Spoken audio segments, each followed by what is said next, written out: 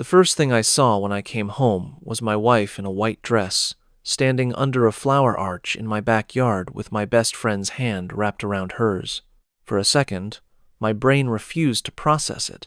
I stood in the side gate with a duffel bag over one shoulder, still wearing the tan boots I'd stepped off the transport in, still carrying the dust of a war zone on my skin, and watched the woman I had sent half my paycheck to for nearly 2 years smile up at another man like I didn't exist. The music kept playing. Someone laughed. A little girl in a pink dress scattered rose petals across the grass. My mother's wind chimes, the same ones she'd hung on the porch before she died, clinked softly in the warm Ohio breeze. Then Emily turned. Her face drained so fast I thought she might faint. "Daniel?" she whispered. The man beside her turned too. Tyler Shaw, my best friend since 8th grade. The guy who had slept on my couch when his truck broke down. The guy I had trusted to check on my wife while I was overseas. The guy wearing a blue suit and my grandfather's old silver cufflinks. Tyler's mouth fell open. Man, he dropped the duffel bag. The sound hit the grass like a body hitting the floor. For one long second, nobody moved. Then the small crowd around the backyard began to shift and whisper, confused, panicked, ashamed. Emily took one step toward me, one hand lifting as if she could explain everything with a gesture. "Daniel, please," she said, her voice shaking. "This is not what it looks like." I laughed once, but there was no humor in it. It was the kind of laugh people make right before something inside them breaks for good. "Not what it looks like?" I said. "You're standing in my backyard in a wedding dress, holding my best friend's hand, and you think I'm supposed to guess the rest?" Tyler swallowed hard. "You were gone a long time, bro." Bro. That word made something cold open in my chest. I stared at him, then at Emily, and then at the gold band on her finger. Not the wedding band. Another ring, my mother's ring, the one I had given Emily the day I left, so she would have something of mine to hold on to while I was overseas. She saw me looking at it, and quickly curled her hand into a fist. I felt my pulse in my throat. "How long?" I asked. Neither of them answered. That told me enough. A man in a gray suit stepped forward with a clipboard. He looked like he wished the ground would open and swallow him. "Sir, we were just about to—" "Don't," I said. He stopped. I looked back at Emily, at the woman who had kissed me goodbye at the airport, and cried into my chest, and promised she'd wait. "How long?" I repeated, slower this time. "Have you been married to him?" Tyler's eyes flicked to Emily. That was all I needed. A month of deployment. Maybe 2, maybe longer. Emily pressed her lips together until they went white. "We need to talk inside." "No," I said. "We need to talk right here." The guests had gone silent now. Even the birds seemed to have shut up. All I could hear was the low buzz of the string lights overhead and the blood rushing in my ears. Then Emily said the one thing that made the whole backyard feel like it tipped sideways. "I thought you weren't coming back." I remember blinking at her. Once. Twice. Because I had heard her words, but my mind refused to accept them as real. "I'm standing here," I said. She shook her head, tears already sliding down her cheeks. "You were overseas for almost 18 months. Your letters stopped. Your calls got shorter. You kept saying soon, and then soon, turned into nothing. My mother said I was living like a widow. Tyler was here. He helped me. He was here when the house started falling apart." I looked at Tyler. "You were here?" He lifted his chin a little, like he was trying to gather enough courage to be dishonest to my face. "I didn't mean for any of this to happen." I nodded slowly. That was the moment I understood the truth wasn't going to come out in a clean line. It was going to come out in pieces, and every piece was going to hurt. So I looked at the officiant again. "You already said vows?" The man cleared his throat. "We were paused. How convenient." Emily made a soft sound, almost a sob. "Daniel, please, not in front of everybody." I stared at her for another second, then at the wedding cake on the patio table, the cake with 2 little figures on top that weren't supposed to be there, and I realized this wasn't a mistake. This was planned. Deliberate. Prepared. My wife had not tripped and fallen into my best friend's arms. She had built a life there. I turned and walked out of my own backyard before anyone could stop me. Behind me, I heard Emily call my name. I didn't turn around. I had spent the better part of 2 years in dusty roads and sleepless nights, counting the days until I could come home and hold my wife again. I'd crossed deserts and checkpoints, slept in metal bunkers with sand in my teeth, and told myself every bad day was temporary because Emily was waiting for me. That was the lie I had lived on, and now I was standing on the other side of it. I drove nowhere at first, just kept going until the neighborhood disappeared in the rearview mirror and the houses turned into open road. My hands were shaking so badly I had to pull over twice. At the second stop, on a county road beside a cornfield, I finally got enough control to breathe. The anger came after the shock. It came in waves, hot and brutal. Tyler, Emily, my backyard, my mother's ring. I hit the steering wheel with the heel of my hand, so hard pain shot up my wrist. Then I sat there in silence until the sky darkened and one lonely headlight after another started passing in the distance. My name is Daniel Mercer. I was 34 years old when I came home from overseas and found my wife marrying my best friend. At that moment, I believed the worst pain in my life was betrayal. I was wrong. That was only the opening act. I grew up in a town outside Dayton, Ohio, in a house that never had enough money, but always had enough noise. My father, Arthur Mercer, ran a small repair and towing business out of a metal garage behind our house. My mother taught 3rd grade until her health got bad. They were not glamorous people. They were tired people, honest people, the kind who paid taxes, tipped well, and trusted the wrong folks because they assumed everybody else played by the same rules. Tyler Shaw grew up 2 streets over from me. We were the kind of boys who got into trouble together and then lied to our parents together. We built forts in the woods, got detention for skipping gym class, and made a pact at 16 that if either one of us ever got rich, the other one would still have a place to stay. We were stupid enough to mean it. After high school, I enlisted. Tyler bounced around. He had charm, but no direction. He could talk any woman into laughing, and any man into thinking he was dependable. That quality made him seem successful for years longer than he really was.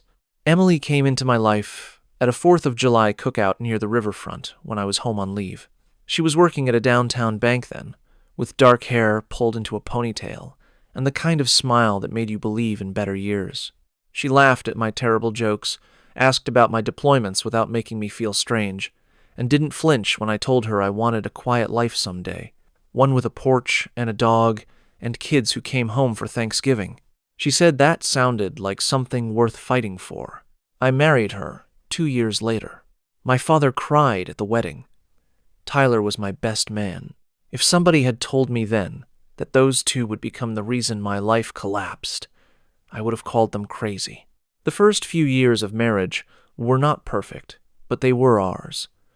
Emily liked expensive coffee, fresh flowers in the kitchen, and having the thermostat set just a little warmer than I liked it. I liked fixing things, grilling too much meat, and falling asleep on the couch while she read beside me. Before my father died, he sold a tract of land he'd inherited from my grandmother.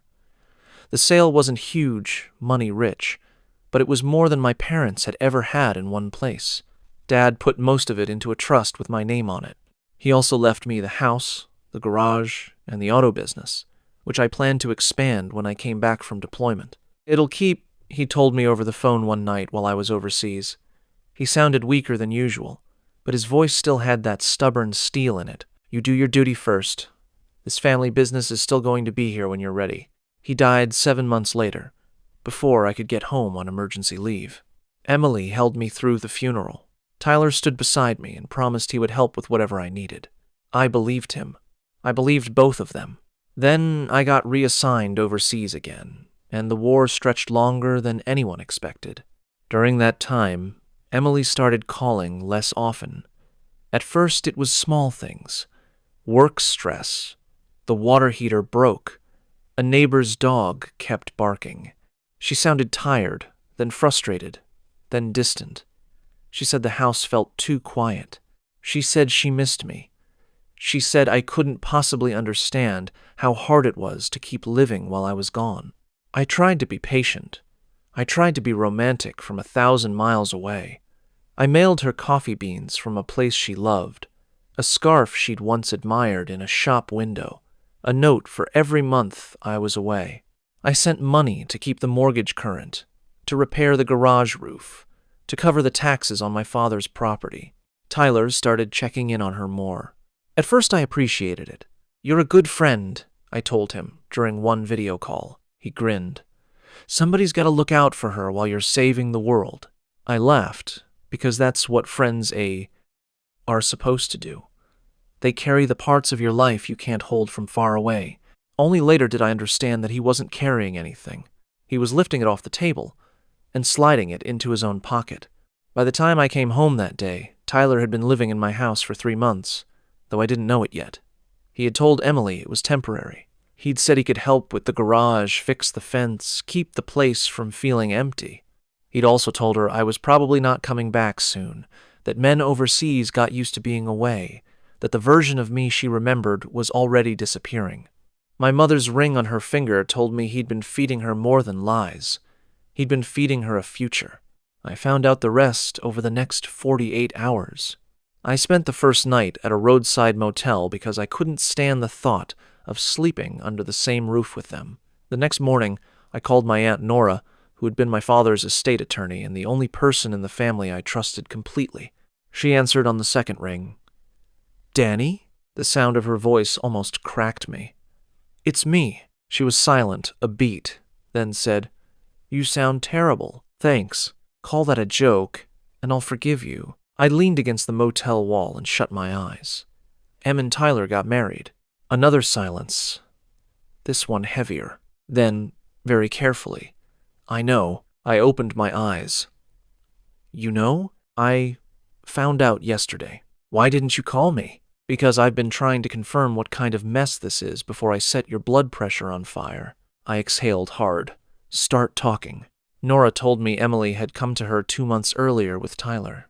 They'd claimed she was worried about my mental health, that my deployment had changed me, that I was hard to reach, unpredictable, and too overwhelmed to manage the estate I'd inherited. Tyler had offered to help protect the family assets until I returned. He used those exact words. Protect the assets. Nora had nearly thrown them out of her office. When she mentioned a power of attorney, I asked to see the original documents, she said. Tyler had a copy with him. Looked official enough, except your signature was wrong. I felt my stomach tighten. What did they want? Access, she said, to your accounts, the house, the garage, and the trust. They wanted to sell the property by claiming you'd abandoned the place and that Emily was your spouse with temporary management rights. That made my chest feel hollow. What did you say? I told them they weren't getting a single brick unless you signed in person. Tyler got angry. Emily looked embarrassed. I thought maybe they were just desperate. Now I'm not so sure. I closed my eyes again. There it was, the first real crack in the picture. Not just betrayal. Greed. And Tyler had gone after my father's legacy while I was out of the country trying to keep strangers alive. I asked Nora for copies of everything she had. Then I asked her something I already suspected but couldn't quite bear to hear. Did they marry before or after they came to you? She was quiet for a second. After. Then my marriage still exists. Yes. Meaning Emily had not divorced me. Meaning she had married another man while still legally married to me. I sank down on the edge of the bed. Bigamy. Fraud. A mess of legal language that, in the simplest human terms, meant she had looked me in the eye and promised forever while she was already shopping for a replacement. By noon, Nora had sent me scans of the notes she'd taken from their visit. She'd also contacted an attorney in Columbus who handled military estate issues. Her name was Evelyn Price, and when I called her, she spoke in the calm, measured tone of a woman who had seen worse and was not impressed by panic. She told me to save every text, every bank statement, every voicemail, every receipt. They will lie, she said. People who think they can get away with this always do. Don't argue with them until we know exactly where the law stands. I laughed, without humor. I'm pretty sure the law stands with me. It usually does, she said. But people can damage a lot before they are stopped. She was right. When I checked my accounts, I found that over the previous year, Emily had slowly drained our joint savings into smaller transfers, just under reporting thresholds. Gas bills, groceries, house maintenance, repairs, things I'd approved in spirit if not line by line. Some of the payments were legitimate, others were not. $184,000 had moved through the account while I was gone. Not stolen all at once. That would have been too obvious. Instead, it had been nibbled away, one quiet bite at a time. I stared at the screen for so long my eyes blurred. Then I found the mortgage. 3 missed payments. Another surprise. Emily had told me everything was fine. Tyler had been helping. Helping to what? Foreclose on my house while my name stayed on the papers? When I drove back to the house that afternoon, I didn't go inside. I sat in my truck across the street and watched through the front window as Emily moved around the kitchen in jeans and a t-shirt, her hair tied up in the same careless knot she used to wear on Sunday mornings. For one stupid second, I nearly remembered the girl I married instead of the woman in front of me. Then Tyler came down the hall behind her and put his hands on her waist. She didn't flinch. That hit harder than the wedding. I drove away before they could see me. 2 days later, I finally agreed to meet Emily at a diner, halfway between the house and Nora's office. I chose a booth near the back, away from the windows. I needed the fluorescent lights, to be honest. She walked in wearing sunglasses, even though it was raining. She took them off, saw me, and stopped for half a second like she was bracing for a blow. She looked thinner than I remembered. Tired. Guilty, maybe. But guilt and love are not the same thing, and I could already tell which one she was carrying more of. She sat down carefully across from me. Thank you for meeting me. I didn't touch the coffee. Tell me how this happened. She pressed her hands together on the table. I was lonely, Daniel. That's not an answer. It is when you've spent 1.5 years feeling like a ghost's wife. I stared at her. I was in a war zone. I know what you were doing. Then why? Her eyes filled fast. Because every time I called, you sounded further away. Every time you came home on leave, you were exhausted and distant and half there. Your father died. Tyler was helping. Your family kept telling me to be strong, and I was trying to be strong too. But it felt like I was holding a house together by myself. By marrying my best friend? She flinched. That wasn't supposed to happen. But it did. She looked down at her hands. Tyler said he loved me. I let that hang in the air a second. And you believed him. I believed I still had a future. With him? With someone. There it was again. Not love. Not even desire, really. Just hunger. A desperate reach for anyone who felt present. I called you 3 times before the wedding, I said. 3 times in 1 week. I know. You said you were sick. I was. You said you loved me. I did. I leaned back slowly. Did. Tears escaped the corners of her eyes. She wiped them away with the heel of her hand, furious at herself for crying where I could see. Tyler told me you were planning to extend overseas again, she said. He said you were becoming addicted to being gone. That home was just something you liked to talk about because it made you seem noble. He said your father's business was going under, and if I didn't act, we'd lose everything. Way? She looked at me, and that one syllable told me she had already stopped thinking of us as a couple sometime before the wedding dress came out of the closet. He had replaced the word we with something else. I folded my hands so I wouldn't reach across the table. Did you ever sleep with him before I came home? Her face stiffened. I had my answer. Her silence was answer enough. I stood up so fast the booth squealed against the floor. Emily reached for my wrist and I pulled back like her touch burned. Daniel, don't. People at the counter had turned to look. A waitress froze with a coffee pot in her hand. Emily lowered her voice. Please don't do this here. Do what? Hear the truth. I didn't want to hurt you. I laughed, and this time it was louder, sharper, ugly. Then what exactly do you call marrying my best friend while I was still deployed? She started crying in earnest now, shoulders shaking, mascara smudging under her eyes. Tyler said you would hate me anyway when you found out. He was right. That landed hard enough that she went still. I stared at her for another long second, then slid my phone across the table. On the screen was a scan from Nora's office, showing the marriage license copy Tyler's people had filed.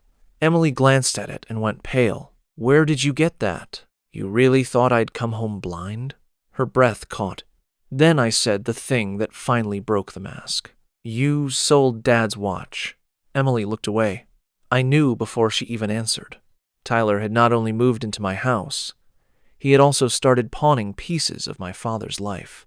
The watch, the antique radio, a set of tools my grandfather had used, even my mother's china, which Emily said she'd put in storage.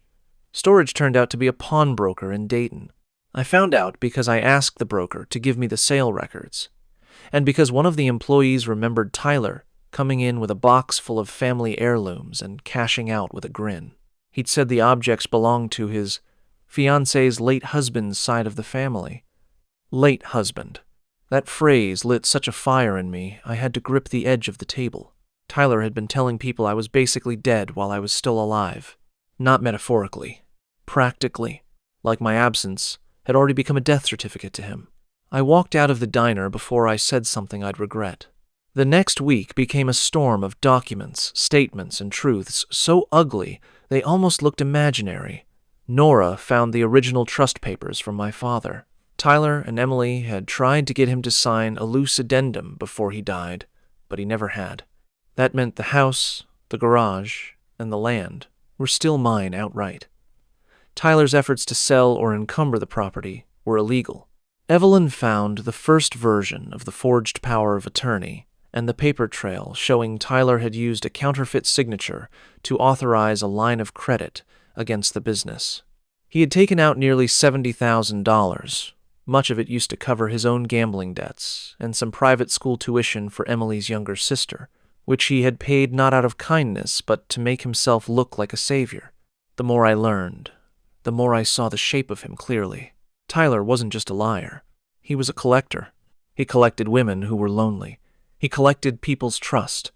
He collected debts, favors, and secrets until he had enough leverage to turn someone else's life into his own. Emily had been the opening he used to step into my world, and once he'd stepped in, he'd started pulling the walls down. There was one more thing, though. One thing I didn't know until Nora called me at 6:12 on a Friday morning. "Danny," she said, her voice tight, "you need to come to the office right now." When I arrived, Evelyn was there, along with a county investigator and a box of papers laid out on the conference table. Nora's face was Polly. "What is it?" I asked.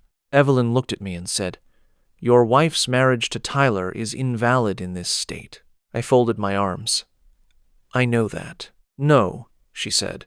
"You don't know why." She slid a file toward me. Inside was a handwritten note from Emily, not to me, to Tyler. The note had been found in the back of a drawer Nora had requested access to when she suspected record tampering. It was torn at the edges and dated 2 weeks before the wedding. My hands shook as I read it. "Tyler, if we do this, it has to be clean. Daniel cannot know I'm helping until the house is transferred and the debt is cleared. I cannot lose the property or my credit. You said the marriage would make everything legal and protect me from whatever he tries when he comes home. Don't make me regret trusting you. A." I lowered the page slowly. The room stayed very still. Evelyn spoke first. She didn't just marry him because she was lonely. Nora whispered, "She helped him," the investigator added. "We've been tracing the forged signatures. There are enough for criminal charges, but this note is the part that changes the size of the fraud." I looked up. "What does it mean?" "It means," Evelyn said, "that Tyler lied to both of you. And it means Emily is not as innocent as she's been trying to sound." The silence after that felt carved out of stone. For the first time since I came home, I felt something other than rage. I felt disgust. Not because Emily had been hurt. Hurt people do terrible things. I knew that. I'd seen enough of the world to understand desperation. I felt disgust because she had not come to me with any of it. She had not asked for help. She had not reached for the life we built. She had chosen the path that preserved her comfort and destroyed mine. Tyler had tempted her, yes, but she had opened the door. The truth hit like another deployment to a place I hated. Only now I was fighting in my own living room. The final confrontation happened 3 days later. Tyler had organized a reception at a private event hall outside town, probably because he still believed appearances could shield him from consequences. It was supposed to be the public reveal of the new couple, the start of whatever fake life he'd imagined with Emily and my money. He never expected me to show up with a sheriff's deputy, an attorney, and a stack of certified documents. The room was half full when I walked in. Tyler was near the bar, laughing too loudly at something a cousin had said. Emily stood across the room in a cream dress, looking nervous and exhausted. When she saw me, her face went white all over again. Tyler noticed her expression and turned. The smile on his face disappeared so fast it was almost funny. Almost. "Daniel," he said, setting down his glass. "I figured you'd be here eventually. You're more optimistic than you deserve." A hush spread through the room as people realized something was wrong. The deputy stayed back near the doorway.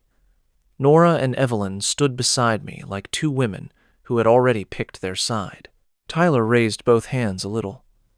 "Look, man, this doesn't need to turn ugly. You married my wife." He gave a helpless shrug. "She made her choice." Emily whispered, "Tyler." He cut her off without looking at her. "Don't start acting moral now." I took one step forward. "You told people I was dead." Tyler's jaw tightened. "You were never there. That's not dead. It might as well be when you're the one left cleaning up everything." That got a murmur from the crowd, but I saw the insecurity in his eyes. He was trying to turn the room into a courtroom where he could still control the story, so I let him talk. He always liked talking. "You want to know what happened?" he said, his voice rising. "You vanished overseas and left her with bills, a collapsing house, and a business on the edge. I was here. I fixed things. I paid people. I covered your mess." I stared at him. "With my money. With whatever money was left after you left her starving for attention." There it was. The line he thought would hurt me most. I looked at Emily. "Was that how you saw it?" She didn't answer. Tyler tried to step closer, but the deputy finally moved enough to be visible, and Tyler noticed the badge and went still. "What's this?" he asked. I held up the file Evelyn had prepared. "This is the marriage certificate you filed under false pretenses. This is the forged power of attorney.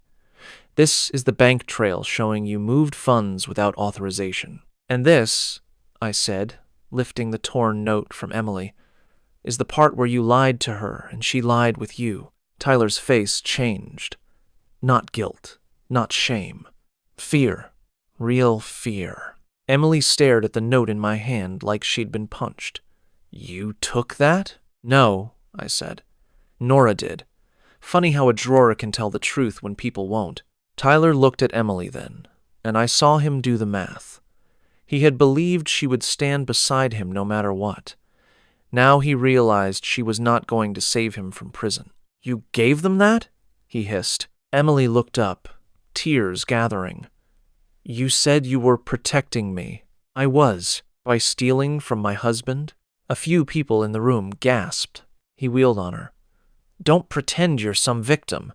You knew exactly what we were doing." "I didn't know about the forged signature." "You didn't ask." That cut through the room like broken glass. Emily's lips parted, but no words came out. And I finally understood the last, ugliest piece of the puzzle. Tyler had not simply seduced her. He had also convinced her that once the money and property shifted, she'd be safe from the mess. He promised her a clean divorce after the transfer. He promised her the world if she only kept quiet long enough. He was selling her a future, just like he had sold me a loyalty that never existed. The deputy stepped forward. "Tyler Shaw, you're being detained pending investigation for forgery, fraud, and unauthorized financial activity."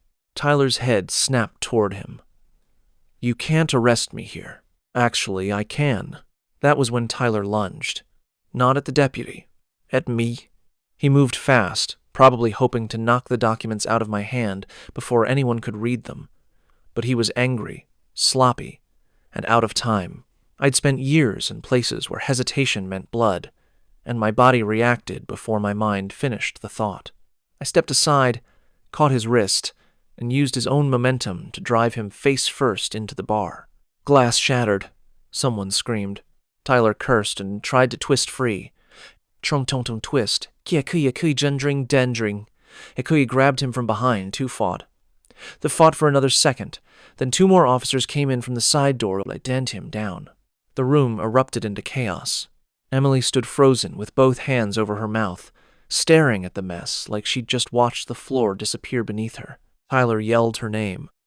She didn't move. He yelled it again, sharper, crueler, now that he knew he was losing. You knew! Tell them you knew! Nobody said a word. That silence was the last nail in the coffin. At the county station, I gave my statement while Nora and Evelyn laid out the paper trail. Tyler's accounts were frozen that night. The fake transfers were traced. The pawn shop records were turned over. The forged documents were enough to justify criminal charges, and the civil side was even uglier. He was charged with fraud, identity, misuse, forgery, and theft by deception. Emily wasn't charged that night, but she wasn't clean either. She got her own notice later because the money trail had her name all through it. Some of it was coerced, some of it was approved. Enough of it was voluntary to bury any fantasy she had about walking away untouched. When the deputy called me the next morning to let me know Tyler had taken a plea offer after realizing the evidence was overwhelming, I felt no victory, just a kind of exhausted relief that felt almost like grief. He got 5 years. Restitution. Probation after release. A permanent record he'd wear like rust. Emily lost the house and her access to the business. The court ordered repayment from her remaining assets and future wages. The state investigated the bigamy, and while the paperwork mess meant the marriage was void rather than a separate criminal case, it was enough to destroy whatever dignity she had left in town. Her mother stopped answering phone calls after the newspaper piece came out. The neighbors who had clapped at the wedding no longer looked at her the same way. As for me, I took back the house, the garage, and the trust. Nora helped me shut down the accounts and rebuild the business from the ground up. We spent months untangling the damage Tyler had left behind. I sold one of the properties and used part of the money to pay off the debts that had been hanging over the company. Then I hired 2 veterans who needed work and renamed the shop after my father. Mercer, Son. My father never got to see it on the sign, but I like to think he would have approved. I didn't see Emily for almost 6 months after the arrest. When I finally did, it was in the parking lot of the courthouse, where she stood beside her car holding a folder of papers and looking like a woman who had lost the map to her own life. She didn't come closer when she saw me. Neither did I. For a long moment we just stood there with the wind moving dry leaves across the asphalt between us. Then she said, "I didn't know how to be alone." I answered honestly, because I had learned by then that honesty was the only thing left that couldn't be stolen from me.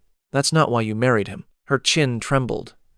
No, I repeated. "It isn't." She looked down. "I'm sorry." I believed she meant it. That didn't make it enough. "I know," I said. She blinked at me. "That's all? It has to be." Tears ran down her face, but she didn't argue.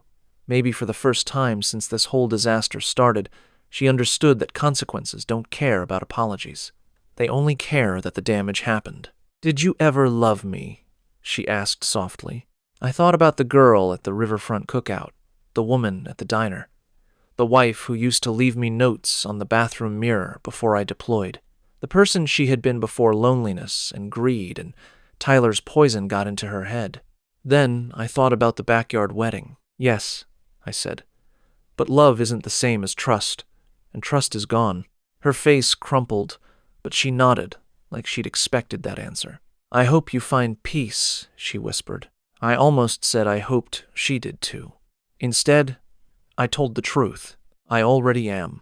It sounded cold, but it wasn't. It was just new. Peace had not arrived like sunlight. It had arrived like a scar. Slow, ugly, permanent.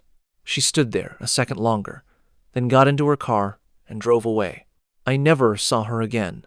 Tyler got out of prison 3 years later after losing time for good behavior. By then, I had expanded the garage, bought back the second lot, and started a scholarship fund for local kids from military families. I named it after my mother. Emily sent one letter after the legal proceedings were done. It was 2 pages of apology, explanation, regret, and self-pity all tangled together. I read it once, then put it in a drawer, and never opened it again. Some wounds do not need revisiting to prove they hurt.